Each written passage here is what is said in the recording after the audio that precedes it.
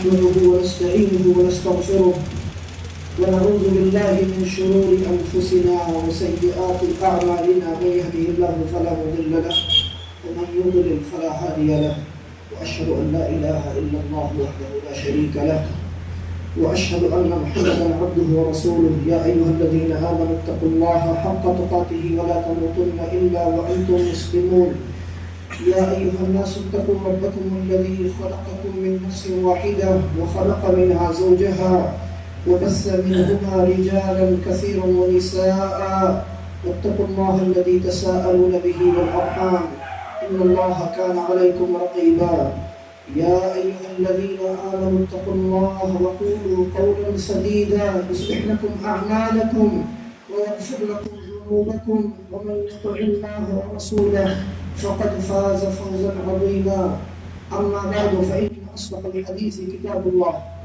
وخير الهدي هدي محمد صلى الله عليه وسلم وشر الأمور محدثاتها وكل محدثة بدعة وكل بدعة ضلالة وكل ضلالة في النار. الله أكبر الله أكبر الله أكبر الله أكبر الله أكبر الله أكبر الله أكبر الله أكبر الله أكبر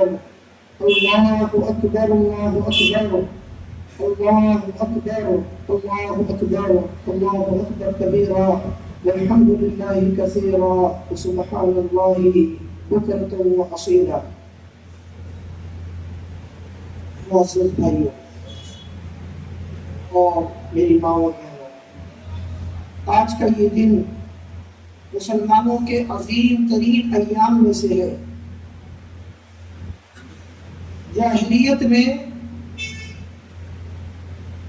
مدینہ میں جو مشرکین رہا کرتے تھے ان کے ہاں 2 دن مقرر تھے جن میں وہ کھیل کود تماشے کیا کرتے تھے۔ جب نبی کریم صلی اللہ علیہ وسلم مدینہ طیبہ آئے تو آپ نے وہاں پہ دیکھا کہ مدینہ والوں نے 2 دن مقرر کیے ہیں، تو آپ نے پتہ کیا۔ اس کے بعد ان سے آپ نے کہا ان اللہ قد ابدلکم بہما خیرا، اللہ تعالیٰ نے تمہارے لیے ان 2 دنوں سے کے بدلے میں ان سے بہتر دن تمہیں دے دیے ہیں، ایک عید الفطر اور ایک عید الاضحیٰ۔ اور ایک دوسری حدیث ہے جس میں نبی کریم صلی اللہ علیہ وسلم نے اپنی لائی ہوئی شریعت اور عید کی مناسبت اور اس کی فضیلت بیان کرتے ہوئے فخر کیا، ان لکل قوم عیدا، نے فرمایا ہر قوم کی ایک عید ہوا کرتی ہے اور یہ ہماری عید ہے، ان ھذا لعیدنا اہل الاسلام، ہم مسلمانوں کی عید کی شرافت دیکھو کیسے ہے۔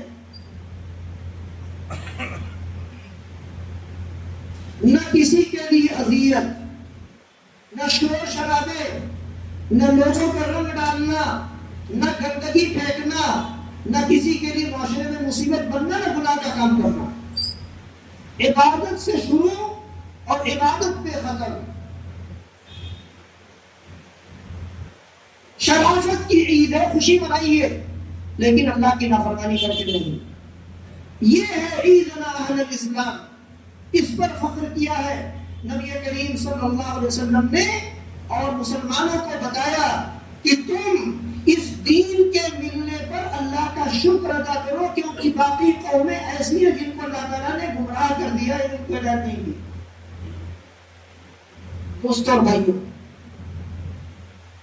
یہ عید کا جو دن ہے اس کے بارے میں نبی کریم صلی اللہ علیہ وسلم نے بتایا ان اعظم الایام یوم النحر ثم یوم القر، پورے سال میں سب سے افضل دن عید الاضحیٰ کا دن ہے، سال کا سب سے عظیم دن ہے یہ۔ لہذا اس دن کو اللہ تعالیٰ کی رضا اور اس کی عبادت اور اطاعت میں گزارنا چاہیے، نہ کہ اس کی نافرمانی میں۔ اور اللہ کی قربت تلاش کرنی چاہیے ہمیں اس دن جو عبادتیں مشروع کی گئی ہیں ان کو انجام دے کر. اس کی مناسبت آپ ہر سال سنتے رہتے ہیں. ابراہیم علیہ السلام کی زندگی میں جو آزمائشیں اللہ نے رکھی، جو لوگ جانا چاہتے ہیں وہ خطبہ شروع ہونے سے پہلے اٹھ کر چلے جائیں تاکہ میں خطبہ شروع کروں. وہی میں نے خطبہ شروع نہیں کیا. یہ بات میں اور بھی کئی مرتبہ آپ کو بتا چکا ہوں. خطبہ سننے کے لیے دروازہ نیچے سے لاک نہیں ہے. میں نے یہ بھی بتایا ہے کہ جو لوگ وہاں سے جانا چاہیں جا سکتے ہیں، اور جو لوگ یہاں سے اور یہاں سے جانا چاہیں وہ یہاں سے چھلانگ بھی لگا سکتے ہیں. آپ کہتے ہیں میں مزہ کیوں کرتا ہوں؟ جب میں دیکھوں گا کہ آپ عبادت کے لیے آئے ہیں اور آپ عبادت نہیں کرنا چاہتے ہیں تو اس کے لیے بتایا گیا کہ زمین پر مسجدیں بہت ہیں اور عیدگاہ بہت ہیں. آپ کہیں بھی نماز پڑھیے. کس نے بتایا کہ آپ یہاں پہ آئیے؟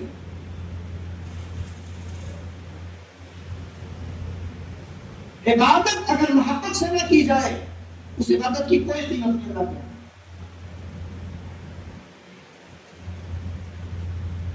ابلیس کے سجدے میں جو اس نے آسمان کے ہر خطے پر کیا اور ایمان والوں کے سجدے میں یہی فرق ہے کہ ابلیس آسمان کی ایک ایک بالش کی جگہ پر سجدہ کرتا تھا، عبادت کر رہا تھا. لیکن جب بھی فرشتوں کے ساتھ بیٹھتا تو وہ یہی کہتا ہے ہم نے مان لیا کہ رب نے ہمیں پیدا کیا ہے، ہمارا خالق ہے، رازق ہے، سب کچھ ہے، لیکن وہ ہمیں ہماری پیشانی زمین پہ ربا کے ذریعے کیوں کرنا چاہتا ہے؟ اس سجدے کو نفرت سے کر رہا تھا نہ کہ محبت سے.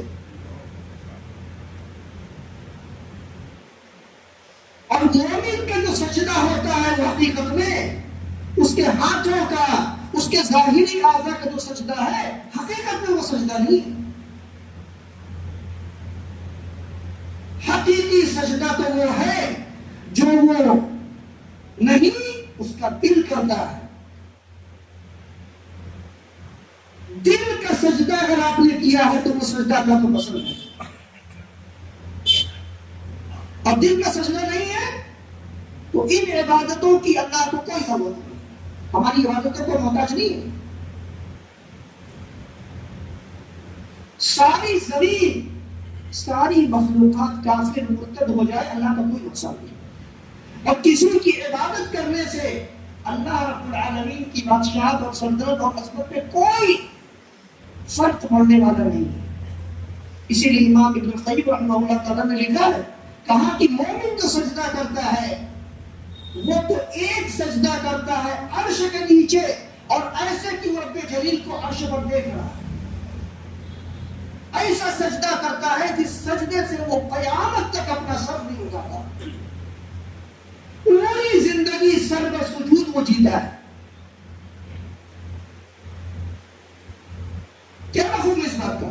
اس کا مفہوم یہ ہے کہ جس رب کے لیے، جس مالک کے لیے میری پیشانی نے سجدہ کیا ہے، میری زبان، میرے اعمال، میری زندگی کی عبادتیں، تصرفات، معاملات، ساری چیزیں رب کی رضا کے مطابق انجام دینی چاہیے بندے کو. تب تو وہ سجدہ سجدہ ہے، ورنہ وہ ایک رسم ہے جو ادا کرنے کے لیے لوگ بھیڑ لگاتے ہیں. آپ دیکھیے ہم کے لوگ کس قدر تعداد میں جا رہے ہیں آج کل کے زمانے میں. عمرے میں تقریباً 50 سے 60 ہزار لوگ حج کے ایام کے علاوہ ڈیلی جاتے ہیں، نئے عمرہ کرنے والے. آپ اندازہ کیجیے کہ حج میں کتنے جا رہے ہوں گے. لیکن لوگوں کی اپنی زندگی پر ان کے حج اور عمرے کا کیا اثر ہے آپ دیکھ لیجیے. جو جاتا ہے جھوٹ بولتا ہے، واپس آتا ہے جھوٹا رہتا ہے.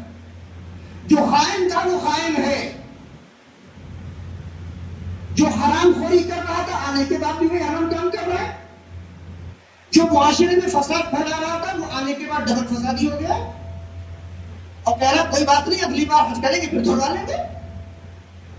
وہ دھلوانا چاہے نا، دھلوانے کے بعد کہتا ہے نہیں فائل پوری خالی ہے، اب اسے بھرنا ہے نا، ارے بھریں گے نہیں تو دھلوائیں گے کیا؟ یہ سب تعبیرات ہیں جو شیطان نے دلوں میں ڈال رکھی ہیں۔ اسی لیے حج کرنے کے بعد جس کی زندگی میں انقلاب نہ آئے، آپ جان لیجیے وہ حج مبرور نہیں ہے۔ حج کرنے کے بعد بندہ آیا، حدیث سے بشارت دی گئی کہ وہ جنتی انسان، حج کی جزا اللہ کے یہاں جنت کی جزا اور کوئی جزا نہیں، اور وہ ایسے نکلا ہے اس دن حج کر کے جیسے آج وہ اپنی ماں کے رحم سے، ماں کے پیٹ سے آج وہ پیدا ہوا ہے، یہ نکلا تو گناہ سے دھلا ہوا۔ تو جتنے حجاج آتے ہیں گناہوں سے دھلے ہوئے سڑک پہ ٹہلتے ہیں، تو یہ معاشرے میں اتنا فساد کیوں رہتا ہے؟ اور جو لوگ نماز پڑھنے آتے ہیں جماعت کے ساتھ اور یہاں سے واپس جاتے ہیں، ان کو پورے حج کا ثواب ملتا ہے۔ وہ ایک حاجی بن کے آپ ابھی جا رہے ہیں نا، آپ حاجی بن کے نکل رہے ہیں۔ آپ کی زندگی میں اگر انقلاب آتا ہے اور آپ کی زندگی شریعت کے مطابق آپ اپنے آپ کو ڈھال لیتے ہیں، تو آپ جان لیجئے کہ آپ کی وہ نماز اللہ کی بارگاہ میں قبول ہو چکی ہے، اور نہیں تو نہ قربانی اور نہ یہ نماز۔ قرآن مجید نے بتا دیا ہے کہ یہ قربانیاں لوگ کرتے ہیں گوشت کھانے کے لیے اور خون کے لیے، لیکن لن ینال اللہ لحومها ولا دماؤها، اللہ کو تمہاری قربانیوں کے نہ گوشت پہنچتے ہیں اور نہ خون۔ خون زمین میں بہ جاتا ہے، گوشت تم دبا لیتے ہو۔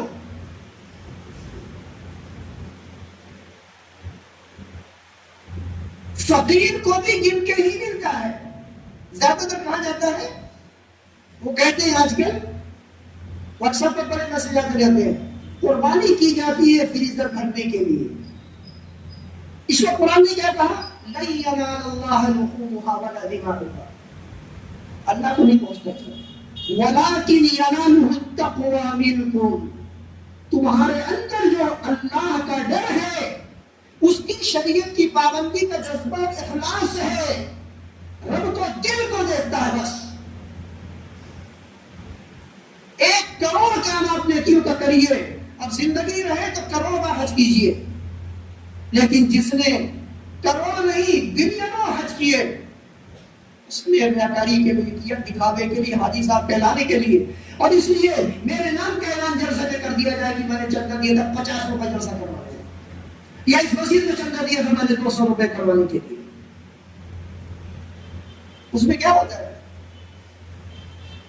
سارے اعمال کو قیامت کے دن لایا جائے گا اللہ تعالیٰ کے سامنے، اور فیماز بینہا، ان کے اندر چھٹائی کی جائے گی۔ جو عمل اللہ کے لیے کیا جائے گا صرف اسی کو ترازو میں رکھا جائے گا،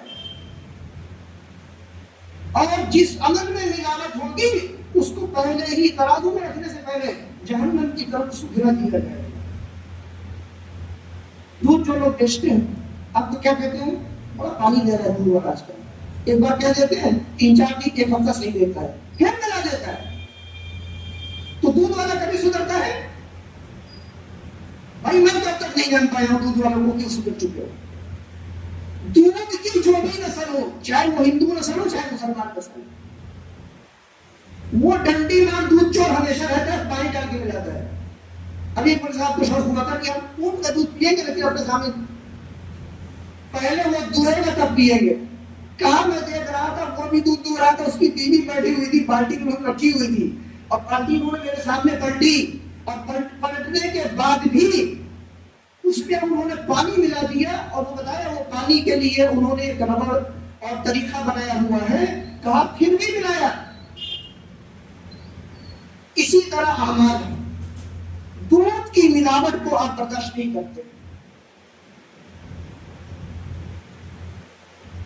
خاندان کی نسل کی ملاوٹ کو آپ برداشت کرتے ہیں، نعوذ باللہ۔ کسی کی اولاد کو آپ کی طرف منسوب کر دیا جائے، وہ آپ کے گھر میں پلے بڑھے، آپ کا بچہ بنا دیا جائے، آپ کی وراثت میں آپ کی اولاد کا حقدار بنا دیا جائے، کہ آپ کو برداشت، یہ میری مثال نہیں ہے، یہ مثال عیسیٰ علیہ السلام کی ہے۔ اللہ کے بندو، جب تمہیں اپنی اولاد میں شراکت، حصہ داری برداشت نہیں ہے، تو تم وہ اعمال، وہ نیکیاں جو تم رب کے سامنے بطور شکر کے ہدیے کے پیش کرتے ہو، اس میں ریاکاری اور شرک اور نفس کے جذبات کی ملاوٹ کیوں کرتے ہو؟ رب کو نہیں چاہیے. وَلَكِنْ يَنَالُهُ التَّقْوَىٰ مِنكُمْ، رب کو تمہارا تقویٰ چاہیے، اخلاص چاہیے. بس عیسیٰ علیہ السلام سے پوچھا گیا اللہ رب العالمین کو سب سے عظیم عمل کیا پسند ہے؟ انہوں نے کہا تم خود بتاؤ. ان کے سامنے یہود کے علماء بیٹھے ہوئے تھے، کیا خود بتاؤ.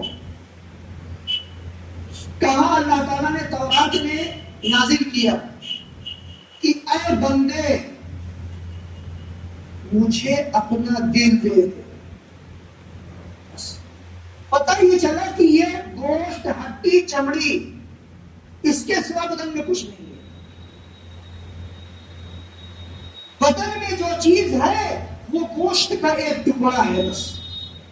اور نبی کریم صلی اللہ علیہ وسلم نے اس معنی کی حدیث بتائی، بخاری مسلم کی ہے، تو آپ نے اشارہ کیا التقوی ہاہنا، لوگوں تقوی یہاں ہے دل کے اندر. دل پاک و صاف ہونا چاہیے، دل میں ریاکاری نہیں ہونا چاہیے، دل میں شرارت اور بدماشی نہیں ہونی چاہیے. فساد دل میں ہوتا ہے تو وہ اعمال میں ظاہر ہوتا ہے، ہاتھوں سے، غلط فیصلوں سے، ظلم و ستم سے، جھوٹی گواہیوں سے، چوری چکاری عیاری مکاری سے. لیکن وہ پیدا کہاں سے ہوتا ہے؟ خیال کہاں سے آتا ہے؟ خیال دل میں آتا ہے. دل آپ کا فیصلہ کرتا ہے کہ مجھے یہ کام کرنا ہے، تب آپ اس کی اٹھتے ہیں. ہاتھ آپ کو نہیں کہتا ہے اٹھیے، دل آپ سے کہتا ہے تب آپ اس کام کو کرنے کی اٹھتے ہیں. تو ہمارے جسم کے اندر، ہماری روح کے اندر سب سے عظیم جو چیز ہے وہ دل ہے. اس دل کی اصلاح کی فکر ہمیں کرنی ہے. اور قربانی کے مقاصد میں سے یہ ہے کہ تمہارے اندر اخلاص پیدا ہو. تم اپنے تمام اعمال اور زندگی کے ایک ایک عمل کو، ایک ایک فیصلے کو رب کے لیے خالص کر دو. قل ان صلاتی ونسکی ومحیای ومماتی للہ رب العالمین. دیکھیے ایک صاحب آپ بلا رہے ہیں، آپ لوگ جتنے پیچھے بیٹھے سب پلٹ کے دیکھیے اور چل جائیے ان کے ساتھ تاکہ وہ زیادہ پریشان ہو. چاہیے اسے پہلے طے کیا کیجیے کہ نماز ہوتی ہے، خطبہ شروع ہوگا، لوگ اپنے ساتھی لوگ پہلے نکل رہے ہیں، قربانی کا گوشت فوراً دبائیں گے. سمجھ رہے ہیں نا؟ سب پہلے اسٹڈی کر لیا کیجیے، بار بار کہنا پڑتا ہے نا، وہ آپ لوگوں کی زحمت ہوتی ہے اس میں. تو اللہ تعالیٰ نے کیا کہا نبی صلی اللہ علیہ وسلم سے؟ آپ کہیے ان صلاتی و نسکی، یقیناً میری نماز اور میری قربانیاں، میری ساری عبادتیں، ومحیایا ومماتی، میرا جینا میرا مرنا، للہ رب العالمین، اللہ ہی کے لیے خالص ہے جو رب العالمین ہے، لا شریک لہ، اس کا کوئی شریک نہیں. وبذالک امرت، پہلے کہا گیا کہ شروع میں آپ کہیے، دوبارہ پھر کہا جا رہا ہے اور آپ کہیے کہ مجھے اس بات کا حکم دیا گیا کہ میری ساری زندگی اور میرا جینا مرنا، میرا حرکت کرنا، میرا زبان چلانا، مجھے کوئی بات کہنا، یہ اس طرح مجھے کہنا چاہیے کہ رب کے سامنے میں کھڑا ہوں اور میں رب کی عظمت کو دیکھ رہا ہوں، ایک طرف جنت کو دیکھ رہا ہوں اور ایک طرف جہنم کو دیکھ رہا ہوں. یہ بات مجھے زبان سے نکالنی ہے یا نہیں؟ اور یہ تو کیا کرنا ہے؟ یہ تو مجلس میں بیٹھنا ہے اور غیبت، چغلی، برائی، فساد، فتنہ، معاشرے میں ان کو کہا جاتا ہے فاقیۃ المجالس، بیٹھک بازیوں کا میوہ کھانا ہے. یہ کرنا ہے. اگر یہ کرنا ہے کہ ان نمازوں کا کوئی فائدہ نہیں، یہ حج کی بھیڑ لگانا، یہ سال میں 50 بار عمرے پر جانا، کوئی ضرورت نہیں رکھتا کوئی چیز. لہذا اخلاص، دل کو سنبھال کر کے اپنی عبادتوں اور اعمال کی ہم حفاظت کریں. ورنہ قبر میں پہنچنے سے پہلے جب سکرات شروع ہوتی ہے نا، تبھی انسان کو پتہ چل جاتا ہے کہ وہ کیا لے کے جا رہا ہے. کیونکہ اردو زبان میں ایک ڈائلاگ ہے، آپ کو لغت میں ملے گی، جیسی روح ویسے فرشتے. شہرت کے یہاں بھی یہ کلام موجود ہے. جیسی روح ہوگی نا اسی والے فرشتے. اب اردو میں تعبیر کروں گا شاید کوئی خراب تعبیر ہو جائے، اس لیے میں بہت سوال کہہ رہا ہوں آپ سے۔ انسان اللہ کے مقبول بندہ ہے تو اس کے لیے رحمت کے فرشتے بھیجے جاتے ہیں، قرآن میں بھی ہے، سورہ نحل کے اندر، اور حدیث میں ابو داؤد اور ابن حبان وغیرہ کی بڑا نازل مشکل ہے۔ اور جو انسان اللہ کے ہاں مردود ہوتا ہے اور اس کے اعمال مردود ہوتے ہیں، اس کے لیے عذاب کے فرشتے بھیجے جاتے ہیں۔ تو آپ کو جس طرح کا بکرا چاہیے آپ کہتے ہیں اس طرح کا پیسہ میں لے کے آئے۔ آپ کیا کہتے ہیں؟ ہم کو جنت الفردوس چاہیے، فردوس چاہیے۔ جس کا بھی انتقال ہوتا ہے خبر دی جاتی، کیا کہتے ہیں؟ اللہ ان کو جنت الفردوس پلا دے۔ ارے فردوس کے نام لے کے بھی آئے ہو، پیسہ لے کے آئے مرغی لینے کے لیے اور کہے ہم کو بڑا بکرا دے دو، کیسے ہوگا بھائی؟ کہاں لے دو؟ دوستوں بھائیوں، یہ دین بہت عظیم ہے، ساری باتیں میں بتا نہیں سکتا یہاں، لیکن اتنی باتیں بتا دی گئی ہیں۔ کوشش کیجئے کہ ان پر کچھ عمل کر لیجئے، اللہ سے دعائیں کیجئے، التجا کیجئے، پرانی زندگی سے توبہ کیجئے، اور خصوصاً عبادات اور معاملات دونوں میں جو فساد ہے نا ان کو چھوڑ دیجئے۔ عبادتوں میں کہتے ہیں سنت کے مطابق عبادت ہے تو عبادت، ورنہ وہ مردود۔ سنت کو زندہ کرنے کا جو لوگ نام لیتے ہیں وہ سنت کو کیسے زندہ کرتے ہیں؟ سورج نکلنے کے فوراً بعد، جبکہ سورج سوانے سے اوپر ہو جائے، بلند ہو جائے، تقریباً 10 منٹ لگتا ہے سورج نکلنے کے بعد۔ اس کے بعد نبی کریم صلی اللہ علیہ وسلم نماز پڑھتے تھے عیدین کی۔ 5:11 پہ سورج نکلا ہے، نماز آپ نے کہا ٹھیک ہے پڑھی، 6 بجے آپ جماعت کے لیے کر رہے ہیں۔ آپ سنت کا پیغام پھیلائیں گے۔ اور اسلام کس چیز کا نام ہے؟ اسلام نام ہے سنت ہی کا، اور سنت کس کا نام ہے؟ سنت اسلام کا نام ہے۔ یہ دونوں ایک دوسرے کی کیا ہے؟ ترجمانی کرنے والے کلمات ہیں۔ الاسلام وہ سننا، وہ سنت ہوئی الاسلام۔ تو اگر ہم جس سنت کی ترویج کرنا چاہتے ہیں، جس کا پیغام آپ رکھتے ہیں، آپ اسے اپنی زندگی میں خود زندہ کیجیے۔ کوئی نہیں پہنچ پاتا ہے نا، کوئی بات نہیں، آپ شریعت کے مطابق عبادت کیجیے۔ کوئی آتا ہے تو آپ آئے پہنچے، نہیں آتا ہے اسے کہا جاتا ہے اردو زبان میں اپنی بلا سے، وہ نہیں آیا نا، جہاں وہاں نماز پڑھ لو، ضروری کہ یہی نماز ہوتی ہے، کہیں بھی پڑھ لیجیے، لیکن آپ زندہ کیجیے سنت۔ یعنی سورج نکلنے کے تقریباً 15 سے صرف 20 منٹ، اس میں 15 منٹ کے بعد عیدین کی نماز کھڑی ہو جانی چاہیے، اس لیے کہ آپ کو پھر آگے قربانی بھی کرنی ہے، اس میں آپ کو وقت دینا۔ اگر جمعہ کا دن آ گیا اور اس دن قربانی کا دن پڑ گیا، عید الاضحیٰ کا، تو دیکھیے وقت کتنا کم ہو جاتا ہے، کتنی پریشانی بڑھ جاتی ہے۔ اور لوگ کہتے ہیں مولوی کو ممبر ملا تو توڑ دیا اس نے، مطلب لوگ ڈائلاگ مارنے سے نہیں چھوڑیں گے، میں بھی تو کچھ بیان کروں نا، اس لیے تھوڑی سی ڈائلاگ میں بھی آپ کو بتا دیتا ہوں۔ تو آئیے، قربانی عیدین کے جو مقاصد ہیں ان پہ اپنی نظر رکھیے، اپنے دلوں کی اصلاح کیجیے، اپنے معاملات کی اصلاح کیجیے، اپنی عبادات کی کیجیے، اور سب سے پہلے پورے معاشرے کے اندر اپنی زبان کو پکڑیے، اس کی اصلاح کیجیے۔ زبان کی اصلاح، زبان سے گناہ کی کوئی بات ہمیں نہیں نکالنی چاہیے، نہیں نکالنی، یہ ہم عہد کریں، ورنہ یہی زبان جہنم میں پہنچا دیتی ہے۔ نبی کریم صلی اللہ علیہ وسلم معراج پر گئے، واپس آئے تو آپ نے بتایا، خدا کی حدیث ہے، مررت لیلۃ اسری بی، جس رات مجھے لے جایا گیا معراج پر، یا حدیث میں لما عرج بی ربی عز وجل مررت باقوام لهم اظفار من نحاس یخمشون بها وجوههم وصدورهم، معراج کی رات ایسے لوگوں سے میرا گزر ہوا جن کے ناخن تانبے کے تھے، اللہ نے تانبے کے ناخن بنا دیے مرنے کے بعد، کیا کر رہے تھے وہ؟ کہا وہ اپنے چہروں کو اور اپنے سینوں کو نوچ رہے، یہی ان کا عذاب ہے۔ کب تک؟ قیامت کے قائم ہونے تک۔ اور قیامت کے بعد کیا ہوگا؟ ابھی نہیں بتایا جائے. وہ یہی کر رہے ہیں، ان کا یہ عذاب ہے. تو نبی اکرم علیہ السلام کہتے ہیں میں نے پوچھا کہ اے جبریل یہ کون لوگ ہیں جن کی یہاں اتنی فضیلت چل رہی ہے؟ فرمایا ہؤلاء الذین یأکلون لحوم الناس، یہ وہ لوگ ہیں جو دوسروں کا گوشت کھایا کرتے تھے. یہ گوشت کون ہے؟ وَيَقَعُونَ فِي أَعْرَاضِهِمْ، اور لوگوں کی عزتوں میں وہ دانت گوایا کرتے تھے. اس حدیث کو گرہ سے باندھ لیجیے. وہ پرانے زمانے کی عورتوں کی بات مجھے یاد آ رہی گرہ باندھنے سے کہ ان کے پاس دوپٹہ ہوتا تھا کسی بات کو، لیکن پرانے تو ان کو تھا نہیں معلوم کیسے. تو کیا کرتی تھی وہ پرانی بوڑھی عورتیں؟ وہ لیتی تھی اپنا دوپٹہ،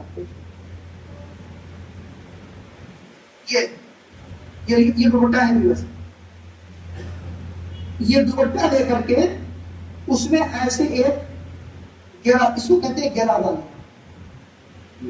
ابھی گرہ باندھ لی، جس بات پر انہوں نے گرہ باندھی ہے اب وہ 2 گھنٹہ 3 گھنٹہ کسی کام میں یا ملاقاتوں میں یا مہمان نوازی مصروف ہوئے، 2-4 گھنٹے میں وہ اپنی بات بھول جاتی ہے. پھر کیا ہوا؟ اب وہ ہاتھ جب یہاں ٹکراتا ہے دوپٹے میں، ہاں یہ فلاں بات مجھے یاد آئی، مجھے یہ کام کرنا تھا، پھر وہ اسی کو کہا گیا گرہ باندھی ہے. اپنی زبان کی حفاظت کرنا بتایا ہماری ذمہ داری ہے. اس سے ہمارے روزے، ہماری نمازیں، ہماری قربانی اور جو بھی عبادت کام ہم کرتے ہیں انشاءاللہ اس سے محفوظ ہو جائیں گے. زبان اگر محفوظ، عبادت محفوظ. زبان نہیں محفوظ، ساری عبادتوں کی کوئی قیمت نہیں. جان لیجیے یہ ہے آج کے خطبے کا درس اور اہم پیغام جو آپ کو یہاں سے دیا گیا. اس کے بعد آج بہت سے لوگ کہتے ہیں کہ ان کو اپنی مجلسوں میں علماء کی غیبت کرنا ہے. کیا کرنا ہے؟ علماء کی غیبت کو فضیلت بنایا گیا اور پوچھتے ہیں عوام میں علماء میں کیا فرق ہے؟ بھائی ہماری طرف وہی انسان ہے، کھائے پیے پلے بڑے اور ایٹ سلیپ کرتے ہوئے، وہ انگلش میں کہا جاتا ہے ایٹ سلیپ کو، یہ کرتے کرتے وہ بھی ہماری طرح جوان ہو گئے. تو علماء کا امت پر کیا احسان ہے؟ ان کے لیے الگ سے امتیاز کیا ہے ان کا؟ تو آپ تو اس کی مثال لایا ہوں آج میں دینے کے لیے.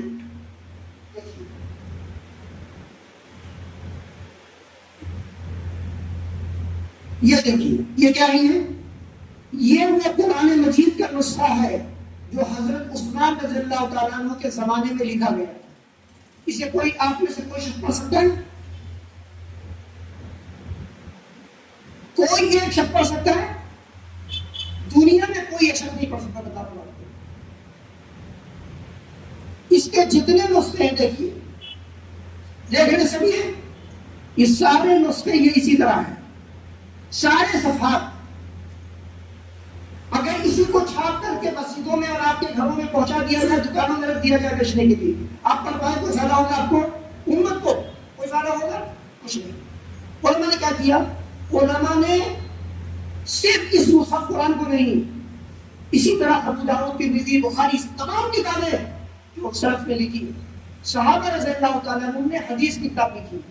حضرت ابو ہریرہ رضی اللہ تعالیٰ عنہ کا نسخہ ہے اور اسی طرح حضرت عبداللہ بن عمر بن عاص رضی اللہ تعالیٰ عنہ کا نسخہ صحیفہ صادقہ کے نام سے. یہ دو نسخے صحابہ کے ہیں. وہ آپ دیکھیں گے زبر زیر تو آپ چھوڑ دیجئے بھائی، نقطہ تک آپ کو نہیں ملے. بھائی سامنے دیکھیے، اسے آپ گوگل پہ جائیے اور لکھیے اس میں مصحف عثمانی حضرت عثمان رضی اللہ تعالیٰ عنہ کے زمانے میں لکھا ہوا قرآن. آپ کو یہ فوٹو مل جائے گی. میں اپنے پاس سے نہیں لا رہا ہوں. یہ نسخے ترکی میں موجود ہیں، روس میں موجود ہیں، آذربائیجان وغیرہ کے علاقے میں اوریجنل نسخہ رکھا ہوا ہے. آپ وہاں جا کے دیکھ سکتے ہیں، موبائل کی بات کر سکتے ہیں. علماء نے کیا کیا؟ علماء نے ان ساری کتابوں کو جو اسی طرح لکھی ہوئی تھی، جنہیں کوئی پڑھ نہیں سکتا تھا، انہوں نے ان کتابوں کو اور قرآن مجید کو کیا کیا؟ اس طرح پرنٹ کر کے چھاپا. یہ دیکھیے صفائی. ایک ایک حرف الگ الگ ہے، ترتیب، نمبر وار اور کلر. کہیں پر لال دے دیا ہے، اہم بات دیکھیے، کہیں لال، کہیں پہ کالا رنگ. کس لیے؟ تاکہ یہ دین امت تک سہولت سے پہنچے، اچھے طریقے سے.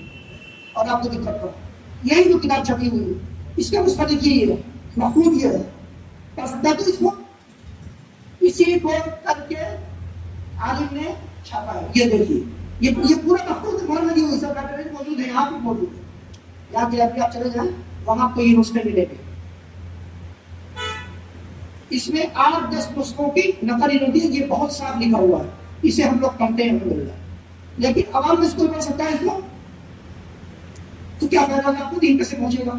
دین کیسے آپ سمجھیں گے؟ تو لوگوں کو چاہیے کہ جو زبان چلاتے رہتے ہیں نا، کتر کتر کتر کتر کتر کتر کتر کتر کتر کتر کتر، مطلب کتنا تکرار کر دیا کافی اور کرو. انہوں نے یہ بنا لیا کہ ہمیں علماء میں کام کرنا ہے. کس لیے؟ کیونکہ علماء کہتے ہیں دین کو آپ پیغمبر سے سیکھیے. کس سے؟ نبی صلی اللہ علیہ وسلم. نبی تو آسمان ہے، پھر کس میں سیکھنا ہے؟ صرف نبی کے وارثین سے. جو وارث نہیں ہے اس سے ہمیں دین نہیں سیکھنا. یہ اسپیکر خان کس سے بنوائیں گے؟ آپ کس سے بنوائیں گے؟ ڈاکٹر سے بنوائیں گے؟ آپ کا آپریشن کروانا ہے موچی سے کروائیں گے؟ موچی سے پوری آنکھ آپ کی جو ہے اس کو رس کیا کر دے گا؟ صاف کر دے گا. اسی طرح آپ کا دین ہے، اس دین کو بے ادب سے مت سیکھیے، کسی جاہل سے مت سیکھیے. یہ دین ہمیشہ کی جنت اور جہنم کا مسئلہ ہے. یہ 1-2 مسئلے کی غلطی کریں گے یا غلطی کر لی کر سدھار لیں گے، نہیں. آپ اپنا دین فنا کر دیں گے، اس پر آپ کی کل موت ہو جائے گی. جب موت ہو جائے گی تو اللہ تعالیٰ پوچھے گا ہم نے نبی بھیجا تھا، تم نے دیکھا؟ نہیں دیکھا. ملاقات ہوئی محمد صلی اللہ علیہ وسلم سے؟ نہیں ہوئی. ارے ان سے نہیں، ان کے وارثین ملے تھے کہ نہیں؟ کہا ملے تھے. کیا کیا تم نے؟ کہا ہم نے ان کی باتیں نہیں مانی. کیا کیا؟ ہمیں جو علماء کرام مل گئے. اور نبی صلی اللہ علیہ وسلم کی پیشین گوئی آرمی وغیرہ کی حدیث ہے، یہ بہت سنات لمبی بات ہے. آپ نے کہا کیسے ہوگا وہ زمانہ جب امت میں فتنے عام ہو جائیں گے اور فتنے تمہیں لپیٹ لیں گے.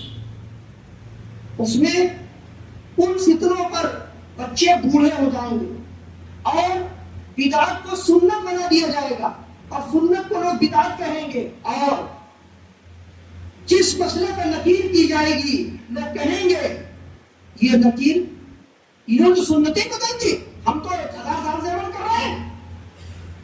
صحابہ نے پوچھا یہ کب ہوگا؟ کہا جب تمہاری امت میں علماء کم ہو جائیں گے. کن کی دعوت ہوگی؟ وَكَثُرَتْ خُطَبَاؤُكُمْ، اسے کہا جاتا ہے زبان میں، اردو زبان میں، ہندی میں کی چوپڑ باز. چوپڑ بازوں کی کثرت ہو جائے گی بے نظر کی، جو کیا کریں گے؟ دعوت سینٹر کھول کر کے ایک عربی کی لائن چھوڑیے، ایک جملہ نہیں پڑھ سکتے. جتنے بھی برادر گھوم رہے ہیں یہاں سے لے کے پورے ہندوستان پڑھ سکتے، وہ لوگوں کو دین بانٹیں گے. وہ دین کو چھوڑا نہیں کیا کہ کوئی بھی چھوٹا سا ڈاکٹر بانٹ دے گا، لیکن وہ اسی طرح بانٹیں گے. یہ پیشین گوئی نبی صلی اللہ علیہ وسلم نے کی ہے. یعنی جب لوگ علماء سے دور ہوں گے، رہنمائی تو آپ کو چاہیے، علاج تو آپ کو کرانا ہے، چاہے اوریجنل ڈاکٹر سے کریں چاہے جھولے ڈاکٹر سے کریں. اسی طرح دین کا معاملہ ہے. دین آپ کو سیکھنا، عمل بھی کرنا. لیکن آپ کس سے سیکھیں گے؟ کس ڈاکٹر سے علاج کرائیں گے؟ یہ آپ کے لیے توفیق اور ثواب دین کی بات. آپ کو بتائیے صحیح ڈاکٹر ہے، آپ کے نہیں مانیے، اس کے بعد آپ کا حجت قائم ہو گئی. ابن ماجہ کے حدیث سناتا ہوں آپ کو. نبی اکرم علیہ الصلوۃ والسلام بتایا، کہا صحابہ نے پوچھا سے، کہا اللہ کے رسول یہ بتائیے کہ حدیبات کا حکم دینا اور برائی سے روکنا کب چھوڑ دیا جائے گا، کب چھوڑنا چاہیے؟ آپ نے کہا جب تمہاری امت میں وہ ہو جائے جو پچھلی امت میں ہوا. کہا وہ کیا؟ کہا اذا كان الملك في صغاركم، جب چودراہٹ،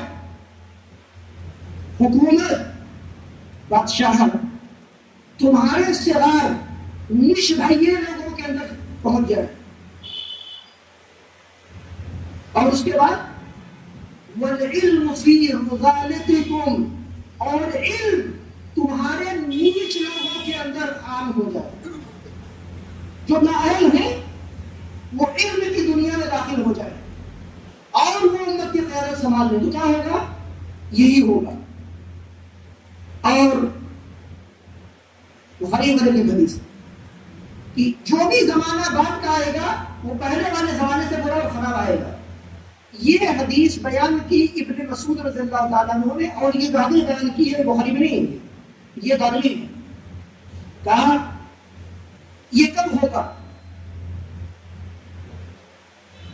یہ جو بتا رہے ہیں نبی صلی اللہ علیہ وسلم، یہ کب ہوگا کہ بعد کا زمانہ پہلے کے زمانے سے خراب آئے گا؟ کہا یہ اس وقت ہوگا جب لوگ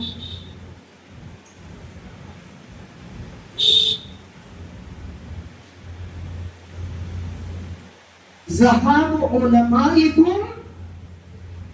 وفقہائکم، جب تمہارے علماء کا خاتمہ ہو جائے گا تمہارے لوگوں میں سے اور علم اٹھا لیا جائے گا، اور جتنے نااہل ہیں وہ علماء کا چوغا صدری اور شیروانی پہن کر کے قیادت اور امت کی ریادت اور سیادت کو سنبھال لیں گے. دانی کے حصے آج دیکھیے کیا ہوا.